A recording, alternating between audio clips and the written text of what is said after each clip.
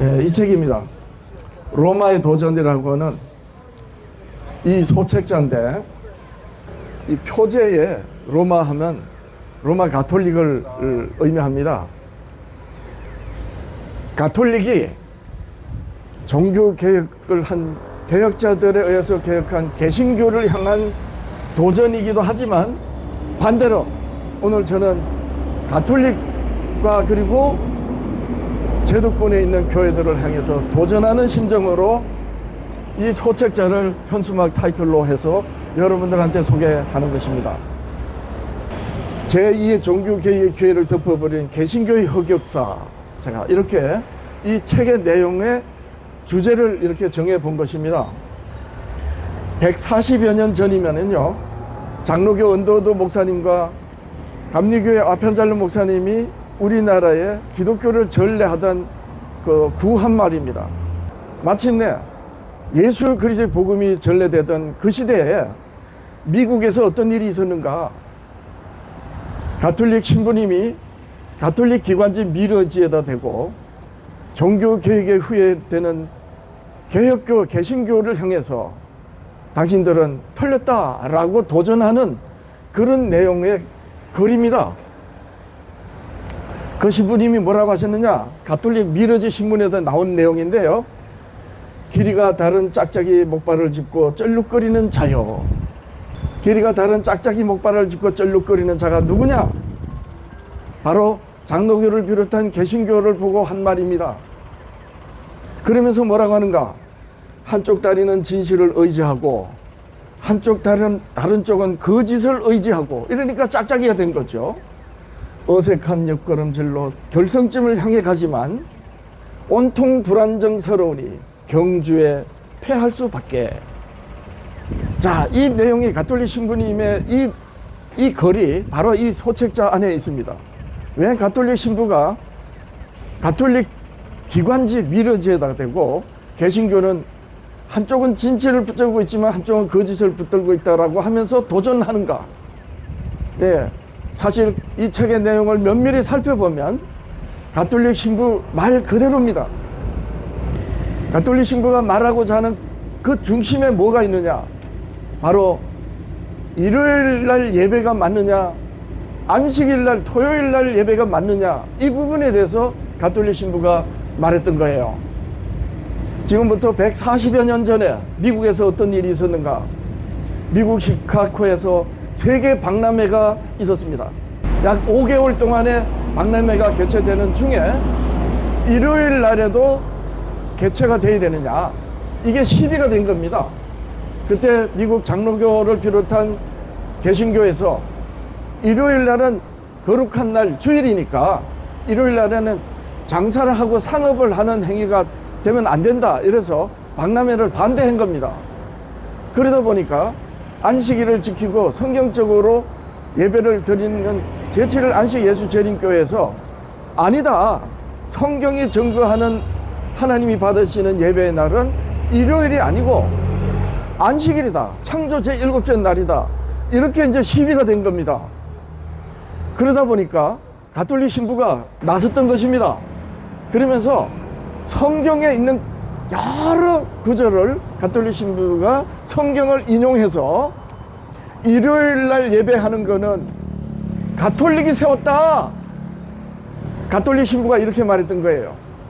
가톨릭이 교황과 교회의 권위로 하나님의 계명을 바꿔가지고 일요일을 주일로 세웠다. 따라서 개신교가 하나님의 날이라고 정말 성경적으로 예배한다면 일요일날 예배하는 것은 성경적이지 않고 우리 가톨릭 신부가 하는 말입니다.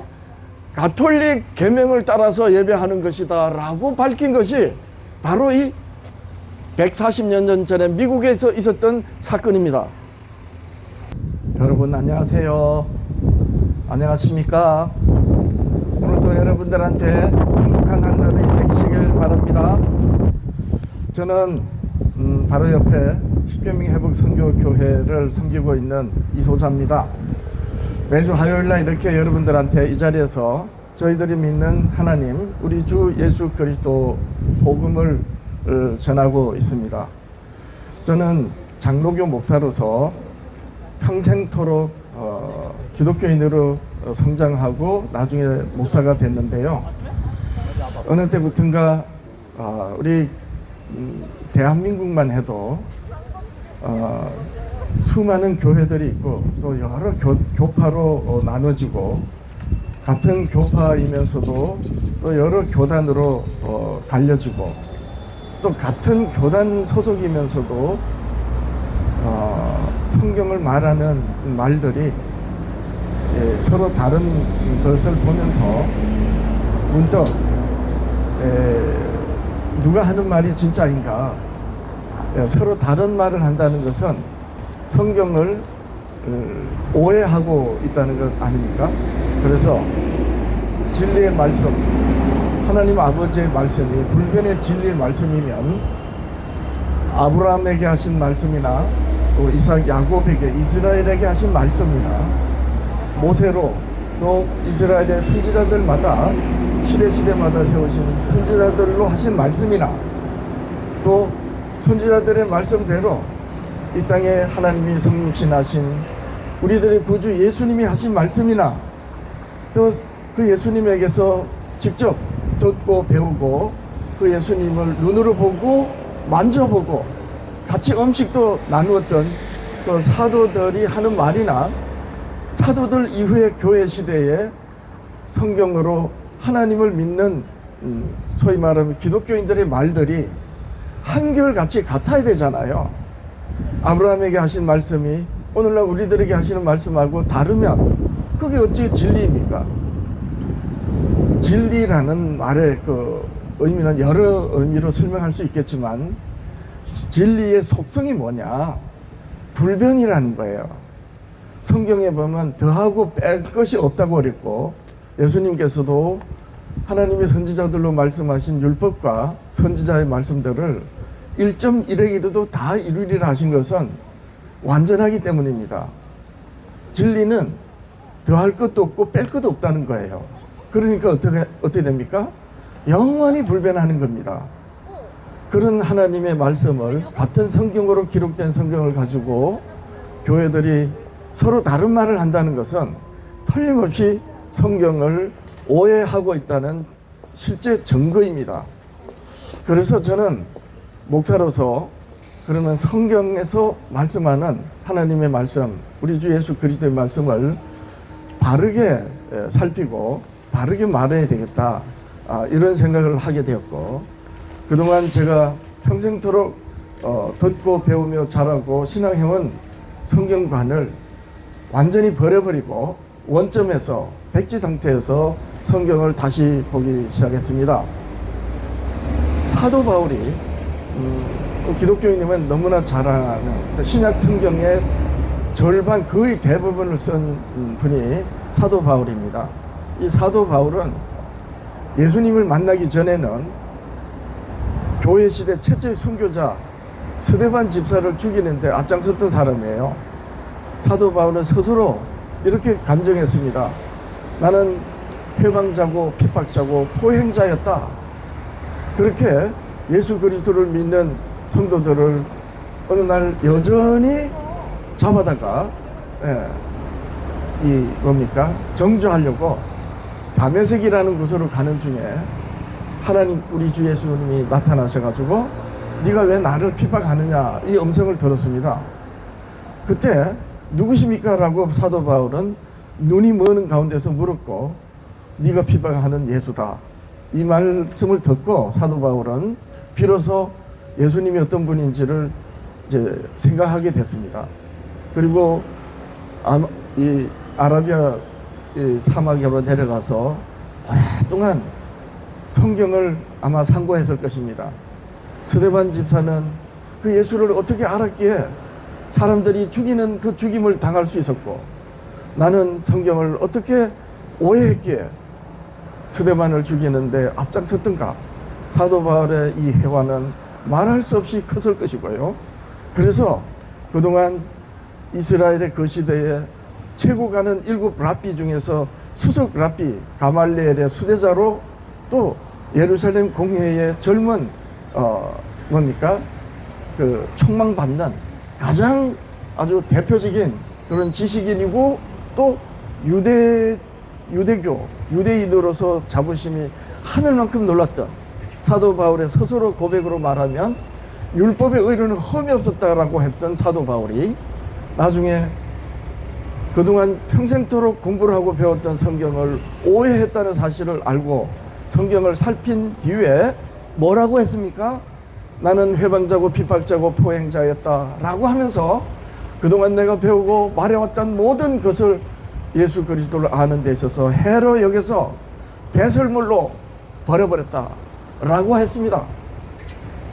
저는 그분의 발꿈치도 못 따라가지만 제가 어느 날 교회마다 성경을 다 다르게 말하는, 또 목사님들마다 성경을 다르게 말하는 것에서 그동안 제가 듣고 배워왔던 모든 걸 다 버려버리고 원점에서 정말 그동안 사람들에게, 목사님들에게 교회 다니면서 듣고 배웠던 모든 것을 배설물로 버려버리고 다시 성경을 보게 되었습니다. 봤더니 소경이 소경을 인도하면 둘 다 구덩이에 빠진다고 예수님이 하신 말씀이 뭔지 알게 됐어요. 유대인들에게 하나님이 자기를 계시하신 말씀을 주신 그 유대인들이 모세의 자리에 앉아가지고 재판관 노릇하면서 결국 불의한 재판에 예수 그리스도를 넘기고 죽여버린 그 엄청난 결과가 결과적으로 성경을 하나님의 백성들이 오해한 결과라는 걸 알고 제가 성경을 다시 보게 됐습니다. 결과적으로 정작 이단이라고 제가 손가락질했던 교회가 정말 진리를 붙들고 있는 교회라는 걸 발견하게 됐고, 조금도 부족함이 없이 정통이라고 생각했던 교회가 성경을 너무나도 오해하고 잘못 말하는 것을 알면서 저는 신앙을 개혁했습니다. 그리고 목사 양심으로서 장로교 합동개혁 소속이지만 떠나서 독립해서 하나님께서 성경으로 말씀하신 그 말씀이 어떤 말씀인지 오직 이 한 가지 관심을 가지고 성경을 보고 마침내 나름대로 깨달은 바를 오늘 매주 이렇게 화요일뿐만 아니고 앞으로 매일매일 어디든 가서 성경에서 바르게 제가 이해한 부분에 대하여 외치며 기독교인 여러분들이 성경을 오해하는 부분이 어떤 부분인지를 제가 나름대로 도전하는 심정으로 이 자리에 섰습니다. 여기 현수막을 보면 타이틀이 하나님을 배우는 학교입니다.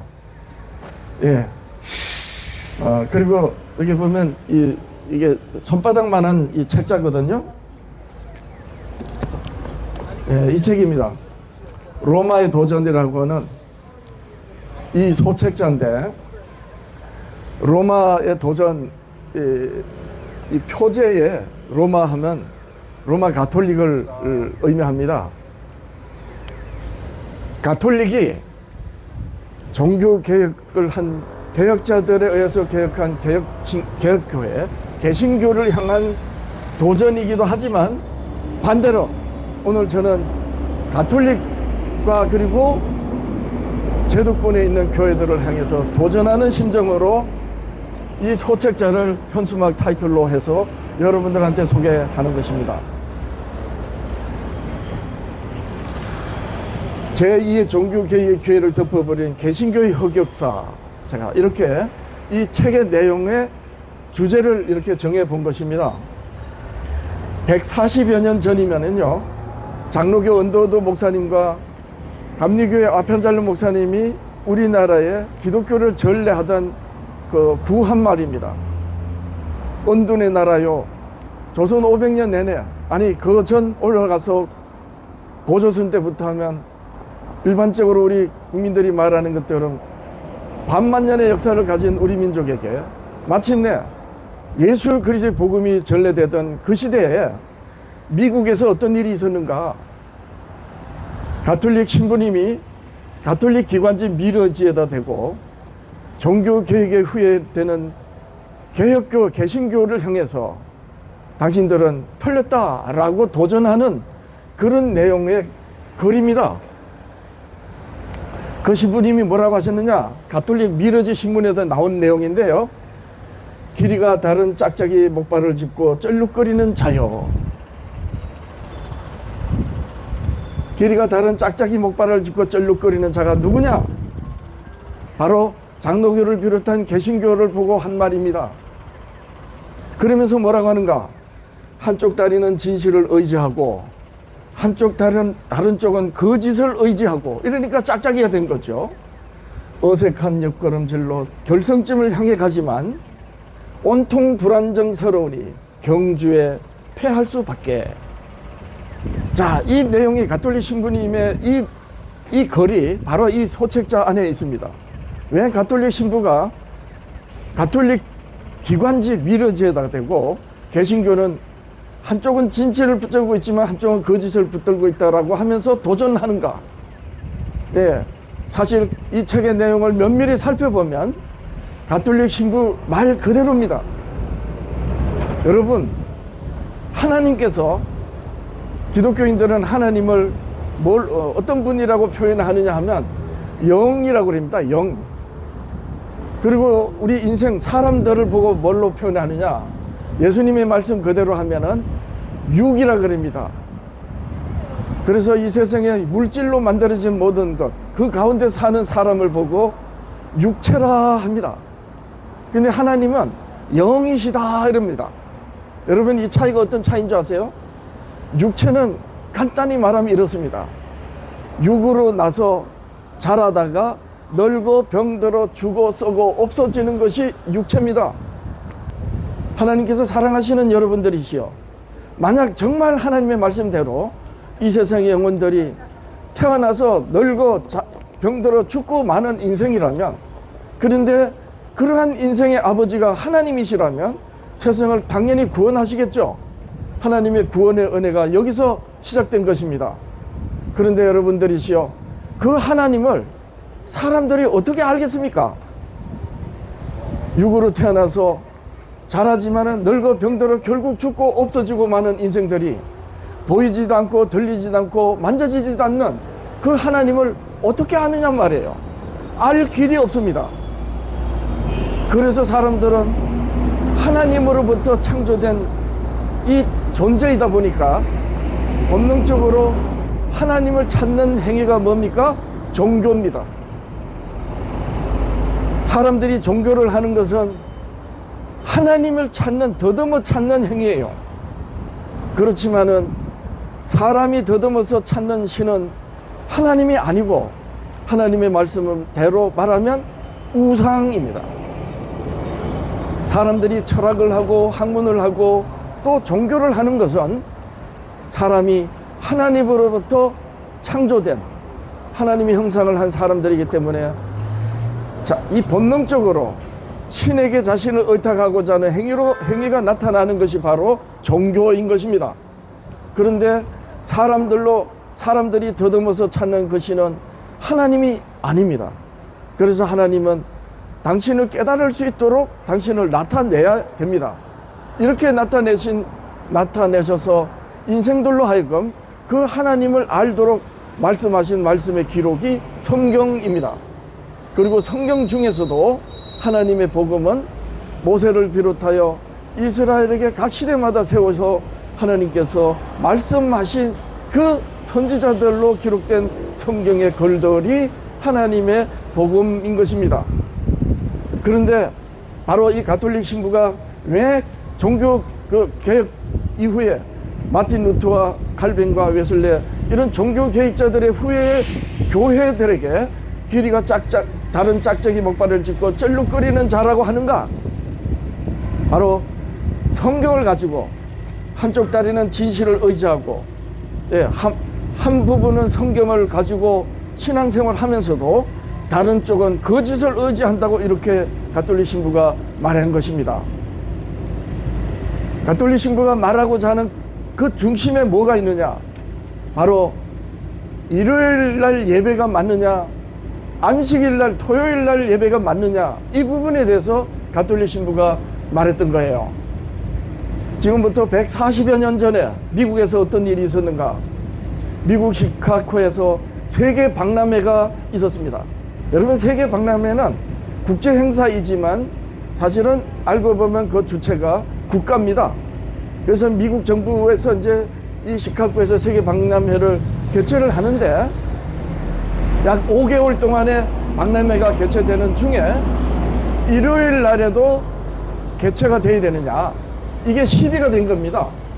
그때 미국 장로교를 비롯한 개신교에서 일요일 날은 거룩한 날, 주일이니까 일요일 날에는 장사를 하고 상업을 하는 행위가 되면 안 된다, 이래서 박람회를 반대한 겁니다. 그러다 보니까 안식일을 지키고 성경적으로 예배를 드리는 제7일 안식 예수 재림교회에서 아니다, 성경이 증거하는 하나님이 받으시는 예배의 날은 일요일이 아니고 안식일이다, 창조 제7째 날이다, 이렇게 이제 시비가 된 겁니다. 그러다 보니까 가톨릭 신부가 이 장로교를 비롯한 개신교와 제7일 안식 예수 재림교가 주장하는 내용을 살펴보면서 가톨릭 신부가 나섰던 것입니다.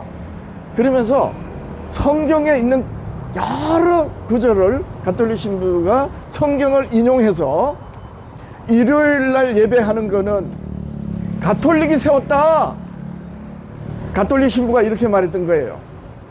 일요일 날 예배 드리는 거 가톨릭이 교황과 교회 권위로 하나님의 계명을 바꿔가지고 일요일을 주일로 세웠다. 따라서 개신교가 하나님의 날이라고 정말 성경적으로 예배한다면 일요일 날 예배하는 것은 성경적이지 않고 우리 가톨릭 신부가 하는 말입니다. 가톨릭 계명을 따라서 예배하는 것이다 라고 밝힌 것이 바로 이 140년 전에 미국에서 있었던 사건입니다. 여러분, 미국은 전 세계적으로 선교 대국이라는 걸 다 아시죠? 요한계시록에 보면 13장의 말이에요.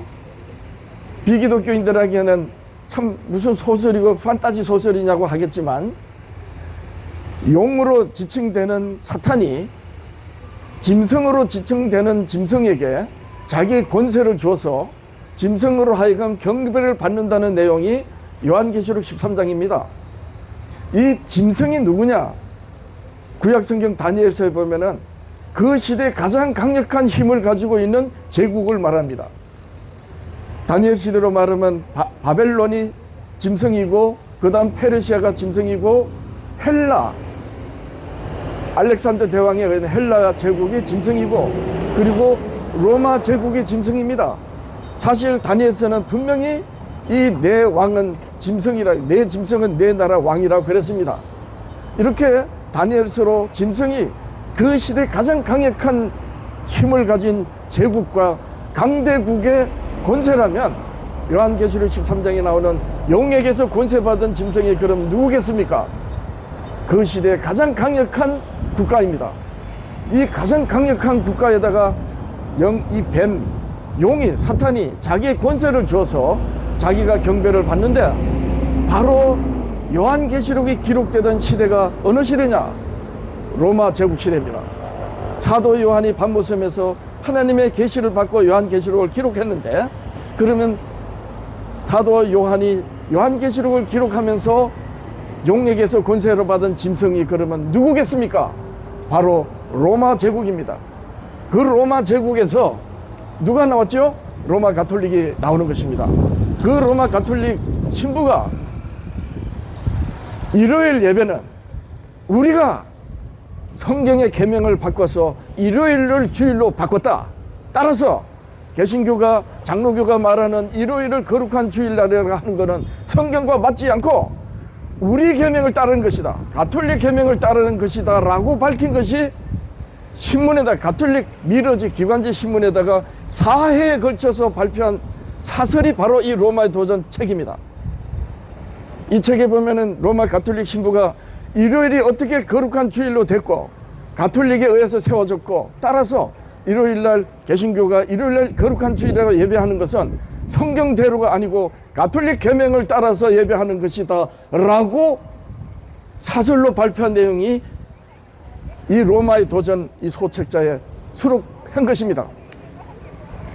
하나님께서 사랑하시는 여러분들이시여, 제가 왜 현수막에다 대고 제2의 종교개혁의 기회를 덮어버린 개신교 흑역사라고 했는가?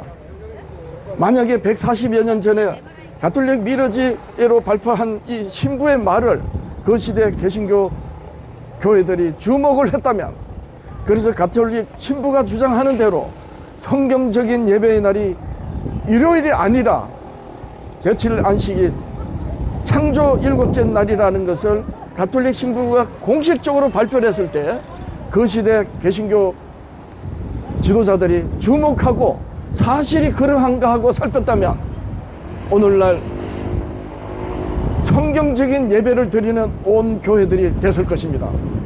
그런데 지금 오늘날 들어보면 전부 일요일날 가톨릭이 세운 계명을 따라 예배를 하고 있습니다. 여러분들이 생각해 보십시오. 일요일 예배가 맞는지 안 맞는지 검증조차 안 하고 감리교, 웨슬레교 이 감리교나 이 성결교 이런 교회들은 일요일이 안식일이라고까지 말합니다. 저는 이런 사실을 알았을 때 요한계시록 14장 12절 말씀에 성도인은 여기 있다 하나님 계명과 예수 믿음을 지키는 자리라, 이 말씀에 주목했고 6장 7장에 모든 나라와 민족들에게 전하는 하늘에서 예수님이 전하라고 하신 말씀이 제 눈에 들어왔습니다. 하늘과 땅과 바다 물들의 근원을 이를 만드신 이를 경배하라. 이게 요한계시록 14장 6절 7절 8절 나오는 말씀이에요. 그런데 제가 왜 이 말씀을 주목했느냐, 바로 요한계시록 14장 바로 앞에 13장에 용이 경배를 받는다고 하는 그 경배가 바로 창조 일곱째 날 안식일이냐 아니면 가톨릭의 계명으로 세운 일요일이냐, 여기에서 주목해야 되는 것입니다. 그래서 오늘날 또 미국은 전 세계에 예수 그리스도를 전파한, 성경의 복음을 전한 선교 대국입니다. 그 선교 대국 미국이 가톨릭을 적극적으로 돕는 그런 결과가 된 것입니다. 요한계시록 13장에 나옵니다. 바다에서 나온 짐승에게 용이 자기가 경배받으라고 권세를 줬는데 또 다른 짐승이 나오는데 그게 기독교 국가였어요. 그리고 기독교 국가가 먼저 나온 짐승을 도와서 용에게 경배하게 하는 이런 일을 하는데, 알고 봤더니 미국이 전 세계에 성경의 복음을 전하면서 일요일 예배를 하도록 전파했던 것입니다. 이래서 요한계시록 13장에 땅에서 나오는 짐승이 먼저 나온 짐승을 돕는다는 요한계시록의 예언의 계시의 말씀이 성취되었고, 마침내 이제 전 세계 모든 나라들이 일요일에 경배하도록 강제하는 법을 내려서 일요일에는 오직 성스러운 날로 지키라고 하는 이 마지막 시대에 기독교 국가가 로마 가톨릭을 돕는,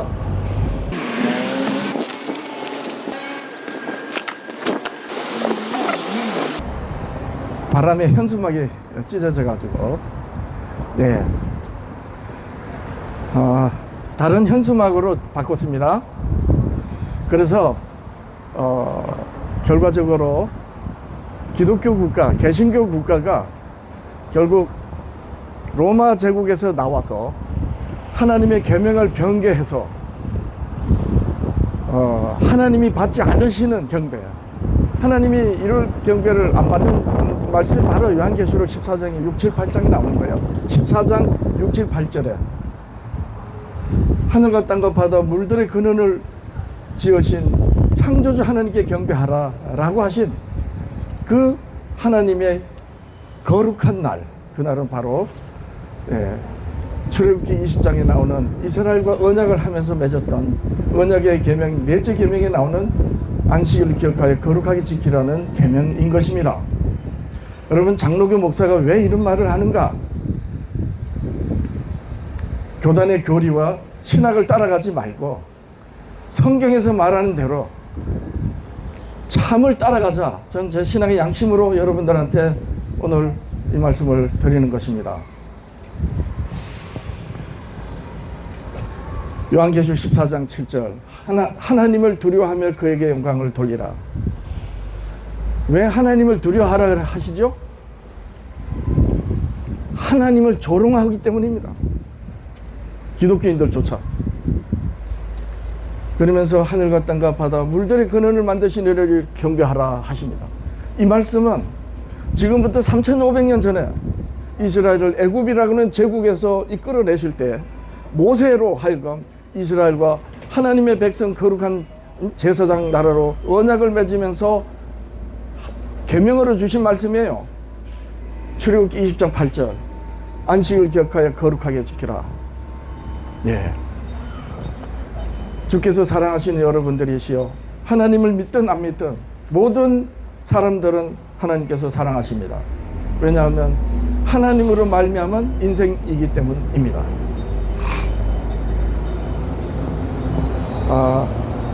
제가 오늘 이렇게 이 로마의 도전, 이 소책자를 제가 소개를 하고요. 매주 화요일마다 제가 카톡으로 나누는 말씀이 있는데 이소자 파수꾼의 나팔 소리라고 하는 주제로 카톡 글을 나눕니다. 제가 소개를 하겠습니다. 교회들이 하나님의 말씀을 어떻게 오해하는가. 제가 서두에 교회가 없는 것이 없고 같은 성경, 같은 하나님, 같은 그리스도, 같은 성령으로 하나님을 믿고 그리스도를 믿으면서 왜 교회들은 서로 다른 말을 하는가. 같은 교단이면서도 다른 말을 하는 그 이유를 저는 깊은 고민하면서 깊은 고민으로 전 성경을 살폈고 마침내 교회들이 성경을 오해한다는 것을 알게 됐습니다. 그 한 예를 제가 마이크를 놓기 전에 소개를 하면서 마이크를 놓겠습니다. 제가 이번 주 오늘 화요일 날마다 매주 나누는 파수꾼의 나팔 소리 제목이 성경을 오해하는 원인 중의 원인, 이런 내용입니다. 그러면서 예수님께서 어느 율법사에게 이런 질문을 했어요. 예수님 이 땅에 계실 때입니다.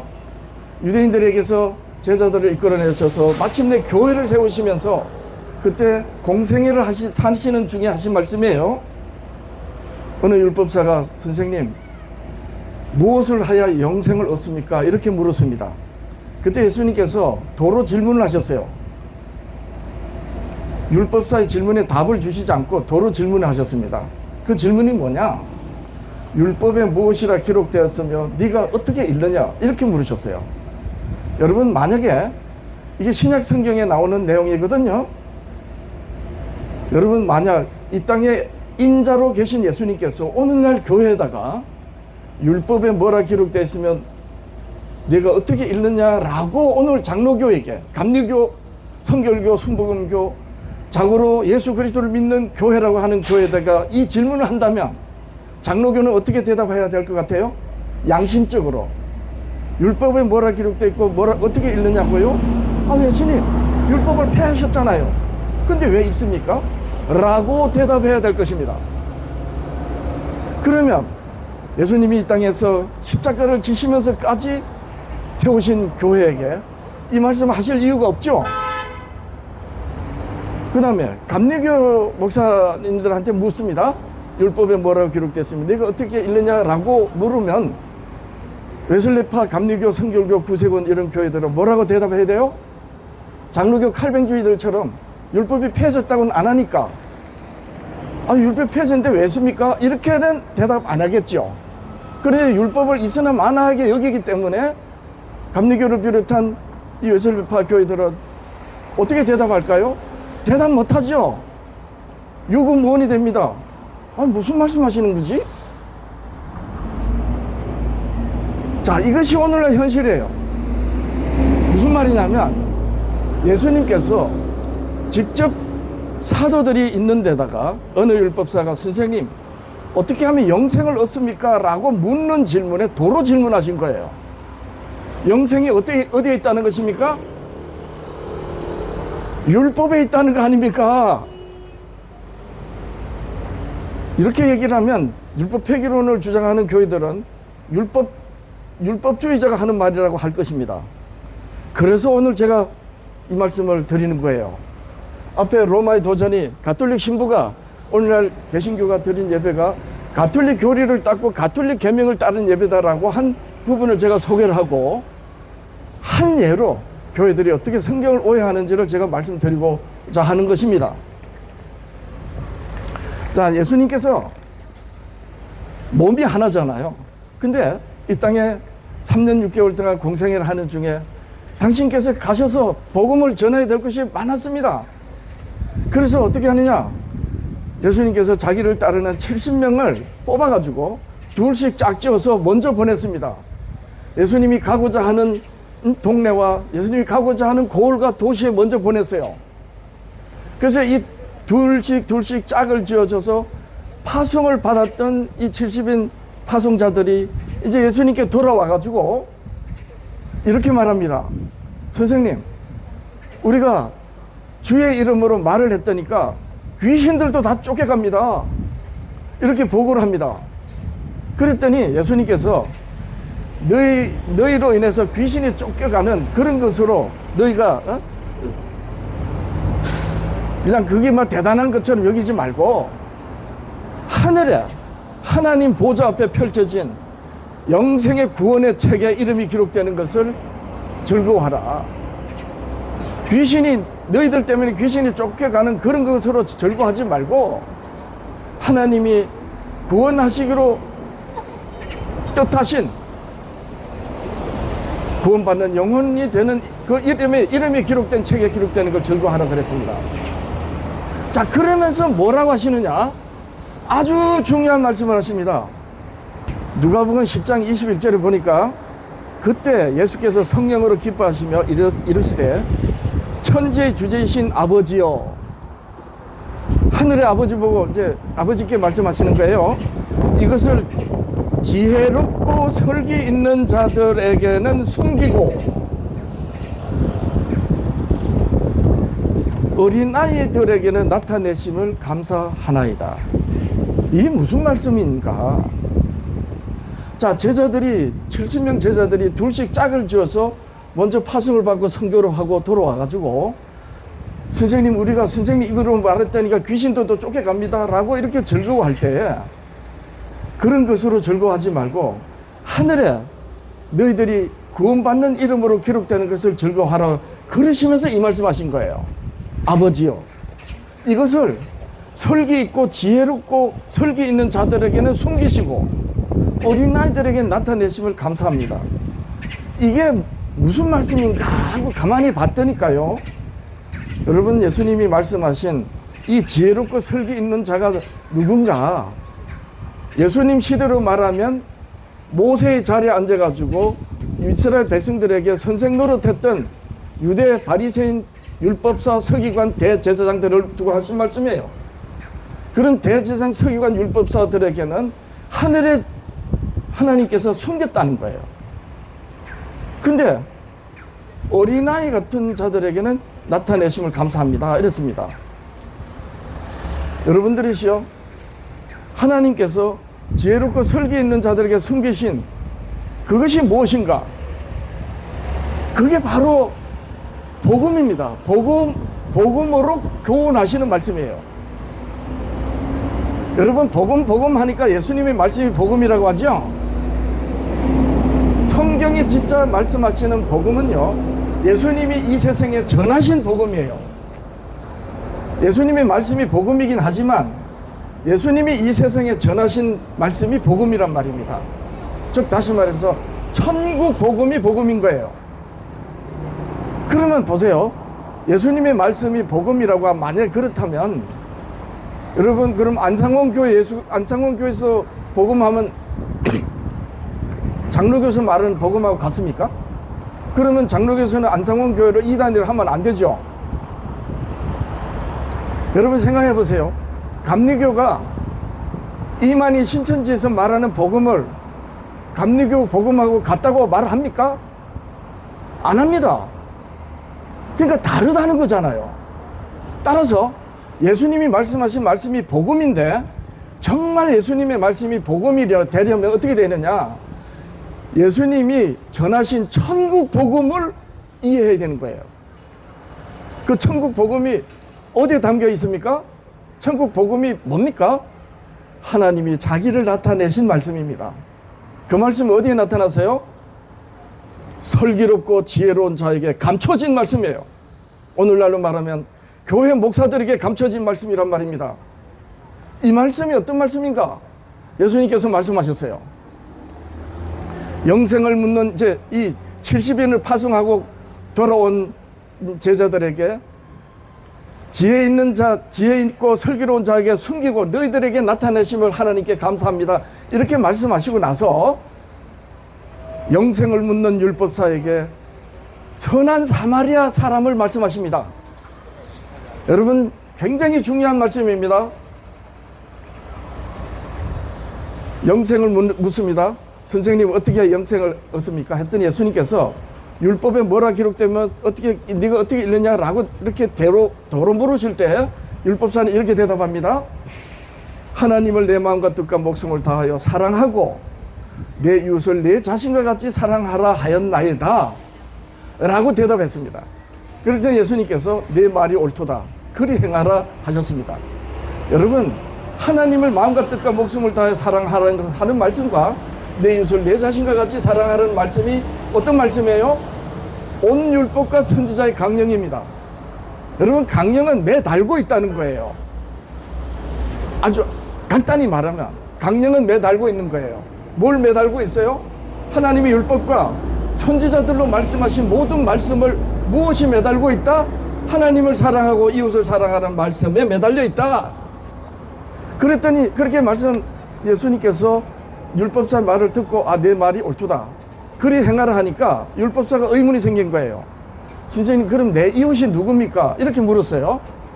그 물음에 예수님께서 그 시대에 일어났던 강도 사건을 가지고 지혜롭고 슬기로운 자들에게 감춰진 게 무엇인지 말씀하십니다. 어떤 사람이 여리고로 내려가다가 깨강도들에게 당해가지고 그만 죽게 됐습니다. 그때 성소에서 백성들을 위해서 봉사하는 제사장이 지나가다가 강도당한 사람을 봤어요. 그런데 보고 그냥 갔습니다. 왜 그냥 갔느냐? 시체를 가까이 하지 말라 그랬거든요, 율법에. 그리고 피 묻지도 말라 그랬고, 그러니까 간호하다가 만약 죽어버리면 율법을 범하는 거 아닙니까? 그래서 이 제사장은 자기가 똑똑한 지식으로 알기 때문에 아이고 강도 상한 사람 도와주다가 내가 그냥 하나님의 법을 범하면 안 되지 하고 그냥 간 겁니다. 만약에 이 사람이 무시겠다면 그런 거 안 하고 아이고 하고 측은지심으로 살 뺐겠죠. 근데 레위인이 지나가다가 또 이 강도 당한 사람을 그냥 보고 지나갔어요. 그럼 이 레위인은 누구냐? 자기 차례가 오면 성소에서 봉사하는 제사장 반열에 있는 사람입니다. 역시 슬기롭고 지혜로운 자 위치에 있는 거예요. 그런데 유대인들이 멸시하는 선한 사마리아 사람이 지나가다가 그 강도당한 사람을 보고 온 정성을 다해서 끝까지 살도록 해줬습니다. 그리고 난 다음에 예수님이 율법사에게 누가 강도당한 사람의 이웃이냐 라고 물으셨어요. 그때 이 율법사가 선을 행한 사람입니다. 자, 여러분, 이 말씀이 어떤 의미냐? 실제 있었던 사건 가지고 예수님이 이제 말씀하신 거거든요.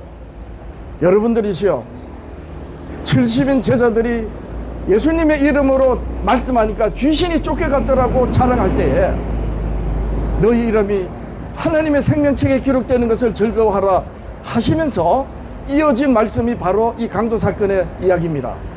그때 70인 제자들이 예수님께서 뭐라고 말씀하셨습니까? 슬기롭고 지혜로운 자들에게는 숨기시고 어린 아이들에게는 나타내심을 감사하나이다 하신 이 말씀이 바로 제사장과 레위인이 슬기롭고 지혜로운 자였던 거예요. 오늘날로 말하면 교회 목사들입니다. 그리고 강도당한 사람을 도와준 선한 사마리아인은 누구입니까? 바로 예수님 자신을 가리킨 겁니다. 예수님께서 그 시대에 있었던 강도 사건을 가지고 왜 이 하나님의 율법에 대한 교훈을 하시느냐? 여러분들이시여, 마귀 사탄이 강도라면 강도가 이 세상을 죄악에 빠뜨린 것이 뭡니까? 강도짓을 한 거 아닙니까? 그렇게 세상의 영혼들이 강도짓을 당하여 결국 죽고 마는 인생을 살아갈 때 하나님께서는 선한 사마리아인으로 나타나셔가지고 끝까지 영혼을 살린다는 교훈의 말씀이 바로 율법이란 말입니다. 지혜롭고 슬기로운 자들에게는 숨기시고 어린 아이들에게는 나타내심을 감사하나이다. 이 말씀이 바로 하나님의 율법인 거예요. 그래서 영생을 묻는 율법사에게 율법에 뭐라 기록되어 있고 네가 어떻게 읽느냐라고 읽은 겁니다. 그래서 예수님께서 율법을 다 이루심으로 율법이 요구하는 바를 이루셔서 우리들에게 생명의 구주가 되신 것입니다. 여러분들이 이제 율법을 빼면은 죄를 깨달을 수 없고 율법을 빼면 그리스도의 희생은 헛것이 됩니다. 그런데 그 율법을 가지고 오늘날 교회들이 예수님께서 장로교 목사를 향해서 율법에 뭐라 기록되어 있고 네가 어떻게 읽느냐라고 물으신다면 장로교 목사들은 뭐라고 대답할까요? 율법이 폐해졌는데 왜 읽습니까? 이렇게 반문해야 됩니다. 감리교 목사들은요 어리둥절할 것입니다. 왜냐하면 슬기롭고 지혜로운 자들에게 숨기신 그 말씀이 바로 율법의 교훈이기 때문입니다. 그래서 가톨릭이 성경을 바꿔가지고 하나님이 받으시는 날을 엉뚱한 날로 바꾼 것조차도 모르는 그런 개신교를 향해서 가톨릭 신부가 일요일의 경배는 가톨릭이 만든 날이다 라고 하면서 개신교를 향해 조롱한 사건이 140여 년 전에 있었던 개신교의 흑 역사입니다.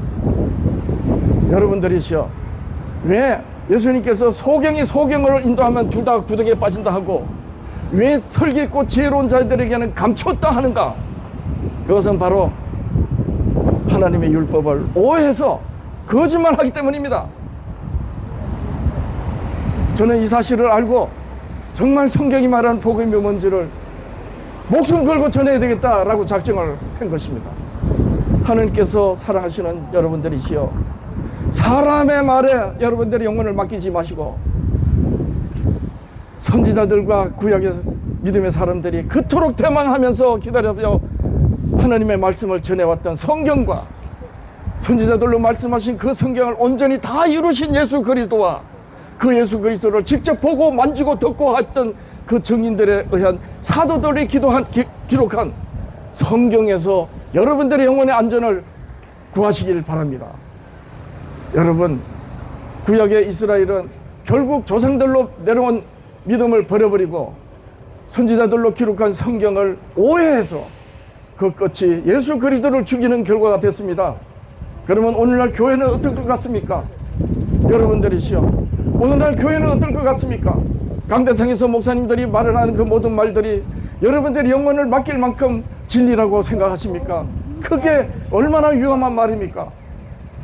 주께서 사랑하시는 여러분들이시여, 진실로 여러분들한테 간절히 구합니다. 성경을 살펴보십시오. 베레아 사람들이 그랬습니다. 사도들이 복음을 전할 때 그대로 믿지 않고 사실이 그러한가 하여 날마다 성경을 상고했다 그랬습니다. 이것이 기독교인들이 신앙하는 모본입니다. 여러분 생각해 보세요. 어떻게 가톨릭 예수하고 개신교 예수하고 맞고 장로교 예수가 어떻게 정명석교 예수하고 같을 수 있습니까? 감리교 예수가 어떻게 안상홍교 예수하고 같을 수 있냐는 말이에요. 그런데 이상하게 성경은 같은 성경이요, 같은 하나님이요, 같은 그리스도요, 같은 성령으로 말을 한다고 하니 이게 얼마나 아이러니하고 기가 막힙니까? 분명히 뭔가가 잘못되어 있고 어긋나 있는데 하나도 이 부분에서 살피려고 하지 않습니다. 여러분들의 영혼의 안전을 위해서 부디 부탁인데, 여러분들이시여, 예수 그리스도께서 여러분들을 위해서 희생하신 그 희생이 헛되지 않도록 하기 위해서 성경을 살펴보시길 우리들의 구주 예수님의 이름으로 간절히 호소드립니다. 저는 이 사실을 알고 장로교 목사이지만 제가 그동안 배웠던 모든 것을 사도 바울의 흉내를 내서 똥으로 버려버리고 저는 오직 성경에서만 답을 찾으려고 했고 찾은 말씀을 오늘 여러분들한테 나누었습니다. 부디 여러분들이시여 성경을 살펴보시길 권합니다. 저는 십계명 회복 선교회 선교교회입니다. 하나님의 언약의 계명을 회복하자 라고 해서 우리 교회는 바로 옆에 있습니다. 기독회관 바로 건너편입니다. 여러분들이 오시면 환영하겠습니다. 진실로 우리 주 예수 그리스도 아버지께서 기뻐하시는 그 경배를 드리며 하나님의 복을 받는 여러분들이 되시길 예수님의 이름으로 축복합니다. 고맙습니다. 감사합니다. 감사합니다.